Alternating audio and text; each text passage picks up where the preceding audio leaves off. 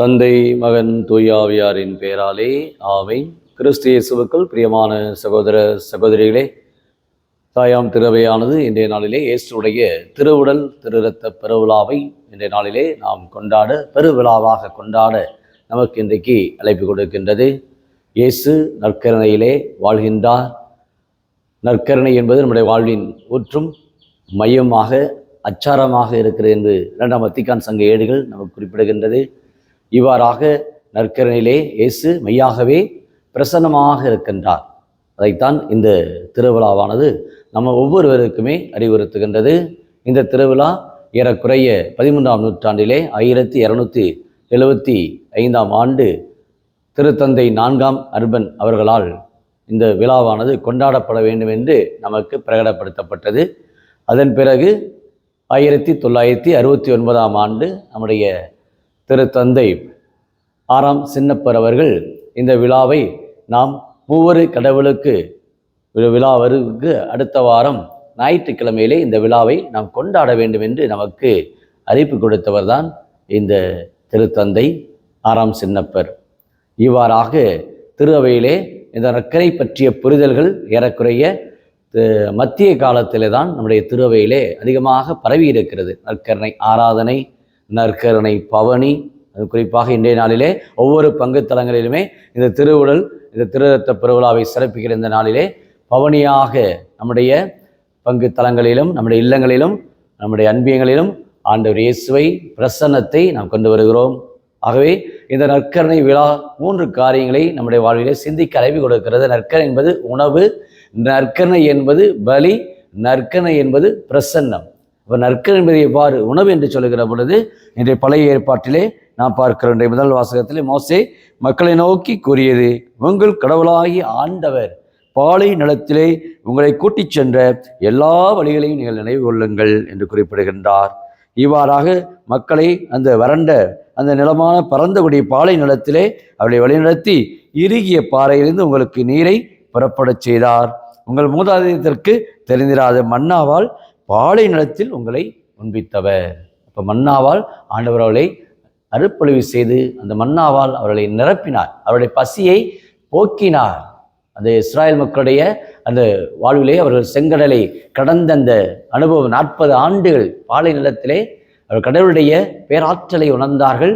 கடவுள் எங்கள் கடவுள், வல்லமையுள்ள கடவுள், எங்கள் கடவுள், ஆற்றலுள்ள கடவுள் என்பதிலே அவர்கள் நம்பிக்கை கொண்டிருந்தார்கள்.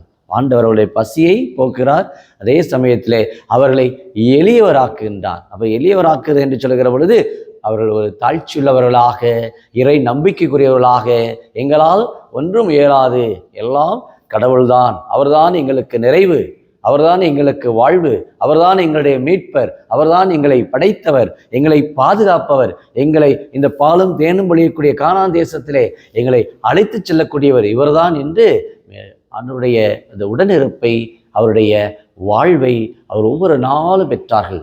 இந்த சீனாய் மலையிலே நீங்கள் என் மக்கள், நான் உங்கள் கடவுள் என்று சொல்லக்கூடிய அளவுக்கு அவருடைய வாழ்விலே அத்தகைய ஒரு உடன்படிக்கை உறவை ஆழமாக பெற்றார்கள் இஸ்ராயல் மக்கள். அதைத்தான் அவர்கள் அந்த பாலை நிலத்திலே மன்னா பொழிந்து ஆண்டவருடைய பசியை போக்கியதை இந்த முதல் வாசகத்திலே நாம் பார்க்கின்றோம். 2ஆம் வாசகத்திலே அருமையாக பவுலடியார் கொரிந்திய மக்களிடத்திலே அருமையாக குறிப்பிடுகின்றார். சகோதர சகோதரிகளே, ஆண்டவருடைய கிறிஸ்துடைய இரத்தத்திலே நாம் பங்கு கொள்கிறோம் அல்லவா, அப்பத்தை பெற்று உண்ணுகிறோமே, அது கிறிஸ்துடைய உடலிலே நாம் பங்கு கொள்கிறோம் அல்லவா என்று இயேசுடைய இந்த திருக்கிண்ணத்தை நாம் உயர்த்துகிற பொழுதெல்லாம் ஆண்டவரோடு நாம் ஐக்கியமாகிறோம். அவருடைய திருவுடல், அவருடைய திரு ரத்தத்தினால் நாம் புது படைப்பாக மாறுகிறோம் என்பதை இன்றைய 2ஆம் வாசகத்திலே சொல்கிற அப்பம் ஒன்றே நாம் பலராயினும் ஒரே உடலாக என்று. அந்த கொரிந்திய சமூகம் ஒரு பிளவுபட்ட சமூகம், ஒரு வாணிப சமூகம், பல மக்கள் வந்து போகக்கூடிய இடம், அங்கு கலாச்சார சீரழிவு, மக்களுடைய ஒற்றுமை இல்லை, பல்வேறுடைய பிரச்சனைகள், குழப்பங்கள், அந்த சூழ்நிலையை தான் சொல்ல அப்பம் ஒன்றே நாம் பலராயினும் ஒரே உடலாக இருக்கிறோம் என்று. கேசுடைய மறையுடல், நாம் எல்லோருமே பங்காளிகள் என்பதை, உடல் ஒன்று உறுப்புகள் பல என்று பல்வேறு சிந்தனையிலே பவுலடியார் குறிப்பிடுகின்றார். நற்கனை பற்றிய புரிதலை 1 கொரிந்திய முதல் 11ஆம் அதிகாரம் முழுவதுமே இந்த நற்கனை பற்றிய புரிதல். நற்கனை எப்படி நாம் வாங்க வேண்டும், எத்தனை ஒரு தகுதியான உள்ளத்தோடு பெற வேண்டும், அப்போதான் நமக்கு அது ஆசீர்வாதமாக அமையும். சில வேளை சொல்வார்கள், நான் கோயிலுக்கு தினமும் சொல்லுகிறேன், நான் ஒவ்வொரு நாளும் திருப்பலியில் பங்கெடுக்கிறேன், ஆண்டவருடைய உணவை பெறுகிறேன், எனக்கு ஏன் இந்த நோய், எனக்கு ஏன் இந்த பிரச்சனைகள் என்று சில காரணம் நாம் தகுதியான உள்ளத்தோடு ஆண்டவருடைய உடலை நாம் பெறவில்லை. அவர் அந்த தகுதி தான் நாம் ஒப்புரவு, அருட்சாதனம், பாவ சங்கீதனம் வழியாகத்தான் நாம் பெற வேண்டும். அதைத்தான் நாம் பார்க்கிறோம். திருவருட்சாதனங்களிலே நற்கருணை பற்றி அந்த புரிதல் அநேகமாக ஆண்டவருடைய அந்த அருள் அடையாளத்திலே வெளிப்படுகிறது. நற்கருணையிலே ஆண்டவர் மெய்யாகவே வாழ்கின்றார், பிரசன்னப்படுத்தப்படுகிறார். அதைத்தான் தூய தாமஸ் அக்யூனாஸ் இந்த ஒரு இறையலார் அருமையாக தன்னுடைய ஒரு விளக்கத்தை கொடுக்கிறார். இந்த நற்கரை பற்றிய புரிதலிலே டிரான்ஸ்சப்ஸ்டன்சியேஷன், அது கரு உட்பொருள் மாற்றம். இயேசு உடலாக இரத்தமாக மாறுகிறார், இதை நினைவாக செய்யுங்கள் என்று இயேசு கொடுத்த அந்த அன்பான அந்த வார்த்தைகள், வசீகர அந்த வார்த்தைகள், அனைவரும் இதிலிருந்து பெற்று உண்ணுங்கள், இது உங்களுக்காக கையளிக்கப்படும் என் உடல், இது என் நினைவாக செய்யுங்கள் என்று சொல்லுகிற பொழுது அந்த கரு உட்பொருள் மாற்றத்திலே இயேசு பிரசன்னப்படுத்தப்படுகிறார் என்பதை இந்த 13ஆம் நூற்றாண்டிலே தூய தாமஸ் அக்வீனாஸ் அருமையாக குறிப்பிடுத்திருக்கின்றார். இதன் வழியாக இறை மக்களுக்குரிய அந்த நம்பிக்கை, இயேசு மீது கொண்டிருக்கிற அந்த நம்பிக்கை, நற்கருணையில் இருக்கின்ற ஆண்டவர் நமக்கு உணவாக வாழ்வாக வருகிறார். அதே சமயத்திலே நற்கருணை என்பது ஒரு பலி. எவ்வாறாக பலி என்பது இயேசு தன்னையே பலியாக கொடுக்கிறார். இயேசு இந்த உலகம் வாழ்வதற்காக தன்னையே அவர் அர்ப்பணிக்கின்றார், சிலுவையிலே தன்னையே கையளிக்கின்றார். அதான் தன்னையே பலியாக ஒப்புக் கொடுப்பது. தன் நண்பனுக்காக உயிரை கொடுப்பதை விட மேலான அன்பு எதுவும் இல்லை ஆண்டவர் சொல்லுகின்றார். ஆக தன்னையே அர்ப்பணிப்பு, அதான் இந்த பலி.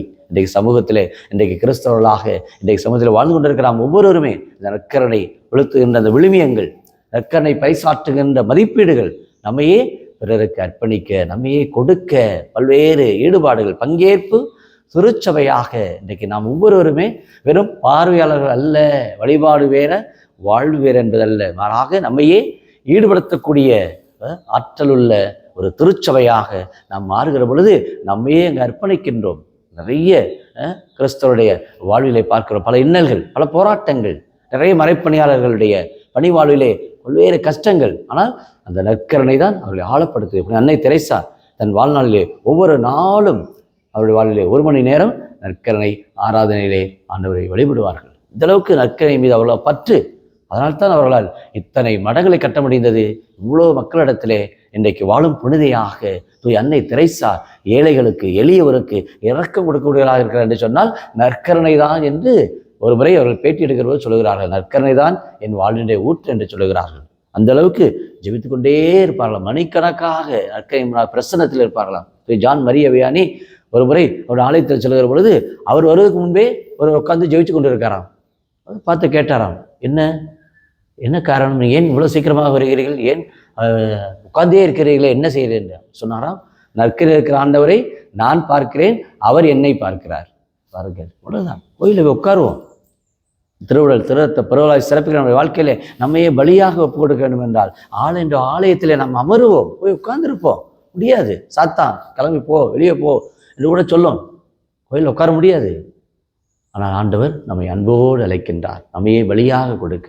அதே சமயத்தில் நற்கருணை என்பது ஒரு பிரசன்னம். ஏதோ உலக முடியும் வரை என்னாலும் நான் உங்களோடு இருக்கிறேன். மத்திய 28ஆம் அதிகாரம் 16 முதல் 20 சொல்லுகின்றார். உலகெங்கிலும் படைப்புக்கெல்லாம் நற்செய்தி அறிவியுங்கள், உன்னாலும் நான் உங்களோடு வாழ்கிறேன் என்று சொல்லுகிறார். நேற்றும் இன்றும் என்றும் மாறாத நம் ஆண்டவர் எப்பொழுதுமே பிரசன்னமாக இருக்கிறார். அதைத்தான் இன்றைக்கு நோயாளர் மத்தியிலே, நோயில் பூசல் மத்தியிலே இன்றைக்கு நோயாளர்கள் நம்பிக்கை ஊட்டக்கூடிய ஒரு உணவாக இன்றைக்கு நாம் கொடுக்கின்றோம். அவர்கள் வாழ்வு வரக்கூடும், அவருடைய வாழ்க்கையில் வசந்தம் மலர வேண்டும், அவர்கள் மீண்டும் இந்த நோயிலிருந்து விடுபட வேண்டும். இந்த இயேசுடைய அந்த பிரசன்னத்தை அவர்கள் கொடுக்கின்ற இயேசுடைய நற்கருணையிலே அவர் வாழ்கின்றார், அவர் இருக்கிறார், நேற்றும் இன்று என்றும் மாறாதவராக இருக்கிறார் என்ற அந்த நம்பிக்கை உணர்வை, விசுவாசத்தை அவர்களுக்கு உடையாக கொடுக்கிறோம். சாட்சிய வாழ்வுக்கு அழைக்கப்படுகின்றோம். அதைத்தான் இந்த 2ஆம் வாசகத்தின் வழியாக பவுலடியார் எல்லோருமே ஒன்று கூட்டப்பட வேண்டும், வேற்றுமையிலே ஒற்றுமை காண வேண்டும் என்று சொல்லுகின்றார். தான் நற்கருணை என்பது ஒரு பகிர்வை இன்றைக்கு வெளிப்படுத்தக்கூடியதாக இருக்கிறது. அந்த பிரசன்னத்தின் வழியாக இயேசு என்னிலே மலர்கிறார், இயேசு என்னிலே வாழ்கின்றார். இதுதான் நற்செய்தியிலே பார்க்கின்றோம். எனது சதை உண்மையான உணவு, என் இரத்தம் உண்மையான பானம். என் சதையை உண்டு என் இரத்தத்தை குடிப்போர் என்னோடு இணைந்திருப்பர், நானும் அவர்களோடு இணைந்திருப்பேன். வாழும் தந்தை என்னை அனுப்பினார், நானும் அவரால் வாழ்கிறேன். விண்ணகத்திலிருந்து இறங்கி வந்த உணவு இதுவே. இது நம் முன்னோர் உண்ட உணவு போன்றது அல்ல. முன்னோர் உண்ட உணவு என்பது மன்னா போன்றது அல்ல. மாறாக இந்த உணவு ஒரு அழியாது ஒரு நிலைவாழ்வு கொடுக்கக்கூடிய ஒரு உணவு. இந்த இயேசுடைய இந்த பிரசன்னம் நம்மை நிலை வாழ்வுக்கு இட்டு செல்கிறது. வாழ்வு தரும் உணவு நானே என்று இயேசு சொல்லுகின்றார். அத்தை இயேசு உயிராக, உணவாக, வழியாக, பிரசன்னமாக நம்ம ஒவ்வொருவருக்குமே வருகின்றார், உள்ளத்திலே வருகின்றார். அவருடைய உள்ளத்தில் உரைகின்ற அந்த இறைவனை நாம் காண்பதற்கும் அவர் வழி நடப்பதற்கும் இந்த இயேசுடைய திருவுடல் திரு இரத்த பெருவிழா இன்றைக்கு நம்மை அன்போடு அழைக்கின்றது. அப்போ எத்தகைய ஒரு தகுதியான மனநிலையோடு ஆண்டவர் இயேசுவை நம் உள்ளத்திலே பெறுகிறோம். தூய உள்ளத்தோர் வேறு பெற்ற அவர் கடவுளை காண்பர் என்று சொன்னது போல நற்கரணில் இருக்கின்ற ஆண்டவரை ஆராதிப்போம். நற்கரணை பவனையிலே இயேசு என்னை சுகப்படுத்துகிறார், இயேசு என்னை பலப்படுத்துகின்றார், இயேசு எனக்குள்ளே பல மாற்றங்களை கொடுக்கின்றார். திரு ஆண்டவருடைய இந்த பக்தியை பார்க்கிறோம். தூய மார்கரெட் மரியாளுக்கு ஆண்டவர் வெளிப்படுத்தி அந்த மார்கரெட் அம்மா வழியாக இந்த நற்கரணை என்பது நம்முடைய வாழ்வினுடைய ஒரு வல்லமை என்பதை அந்த அம்மா வழியாக சொல்லுகின்றார். அத்தகைய ஒரு நற்கரணை என்பது நம்மை பலப்படுத்துவது, நற்கரணை என்பது நம்மை உறுதிப்படுத்துவது, நற்கரணை என்பது நமக்கு சாட்சி பகரக்கூடிய வாழ்வுக்கும் நம்மையே கரைப்பதற்கும் உடைந்து உருகொடுக்கின்ற அந்த புத்தகத்தில் கூட பார்க்கின்றோம். அந்த அளவுக்கு கடவுள் நம்மை உடைக்க சொல்லுகின்றார். அனைவரும் இதை வாங்கி உண்ணுங்கள், இது என் இரத்தம், இது என் பானம் என்று, இது என் உடல் என்று தன்னையே அவர் கொடுக்கின்றார். அத்தை ஒரு மெய்யான இயேசுடைய இந்த பிரசன்னத்திலே, இயேசுடைய இந்த பலியிலே, இயேசுடைய இந்த ஒரு உறவிலே, இயேசுடைய இந்த வாழ்விலே நாம் அனைவருமே நம்பிக்கை உணர்வுகளாக என் இயேசுவை நான் ஆராதிப்பேன். என் இயேசு நற்கரிலே இருக்கின்றார். அநேக புதுமைகள் இயேசுவை நம்புகின்ற உள்ளங்களிலே அநேக புதுமைகளை, அற்புதங்களை இன்றைக்கு காண்கின்றோம். நோயாளிகள் கொடுக்கிற பொழுது அவர்கள் நலம் பெறுகிறார்கள், சுகம் பெறுகின்றார்கள். அத்தனை சாட்சியங்கள் இன்றைக்கு நற்கரணை யூகஸ்டிக் மிரக்கல் என்று போட்டால் தெரியும். இந்த யூடியூப் இணையதளத்தில் பார்த்தால் அவ்வளவு புதுமைகள். இயேசுடைய இந்த வல்லமை, இயேசுடைய ஆற்றல், இயேசுடைய மகத்துவம், இயேசுடைய மீட்பு என்று இந்த நற்கரணை இன்றைக்கு வெளிப்படுத்தக்கூடிய இந்த உண்மைகளை இன்றைக்கு நம்முடைய வாழ்விலே நாம் பெற்றவர்களாக, நம்முடைய மறைந்த திருத்தந்தை 2ஆம் அருள் சின்னப்பர் யூக்ரிஸ்டிக் மிஸ்டிக்கா, அது நற்கரணையும் மறைபொருளும் என்ற அருமையான ஒரு திருத்துவ மடலிலே இயேசு நம்மை வாழ்விக்கின்றார், இயேசு நமக்கு உயிராக வருகின்றார், இயேசு நம்மை வாழ்வோடு கலக்கின்றார், நம்மோடு உடன் இருக்கின்றார். அஞ்சாதே, பயப்படாத, நன்னோடு இருக்கிறேன் என்று இயேசுடைய அந்த வாழ்வு நம் ஒவ்வொருவரையும் மாற்றுகின்றது என்பதை அருமையாக குறிப்பிடுகின்றார். இவ்வாறாக இந்த நற்கரணை என்பது நம்முடைய வாழ்வின் அச்சாரமாக, உயிரோட்டமாக இயேசு என்னிலே உருவாக்கப்பட, கிறிஸ்து உங்களில் உருவாகும் வரை நான் பேர்கால வேதனைகிறேன் என்று பவுலடியார் சொல்வது போல இன்றைக்கு நம்முடைய வாழ்க்கையிலே இந்த நற்கரணை வழியாக நம்முடைய உடலோடு உள்ளத்தோடு கலந்து இயேசுவாக நாம் இந்த உலகத்துக்கு மாற இந்த விழா, திருவுடல் திரு இரத்த பெருவிழா நம்ம எல்லோரையுமே அன்போடு அழைக்கின்றது. அப்போ இயேசுடைய அந்த மனநிலை பவுலடியார் பிலிப்பியர் 2ஆம் அதிகாரம் 5ஆம் வசனத்தை சொல்வார். இயேசுடைய மனநிலை உங்கள் ஒவ்வொருடைய இருக்கட்டும் என்று சொல்லுவார். அத்தகைய ஒரு இயேசுவை உள்வாங்கியவர்களாக, இயேசுடைய இந்த பிரசன்னத்தை பெறக்கூடிய மக்களாக, இயேசுவாகவே நாம் மாற, இந்த உலகத்துக்கு சாட்சி பகர, கிறிஸ்தவ அந்த வாழ்வு அன்பு நிறைந்த வாழ்வாக, இரக்கம் நிறைந்த வாழ்வாக, ஒற்றுமை நிறைந்த வாழ்வாக இயேசுடைய இந்த மறையுடலிலே நாம் பங்கெடுத்து இறையாட்சியை நோக்கி நாம் பயணிக்க புறப்படுவோம். ஜெபிப்போமாக.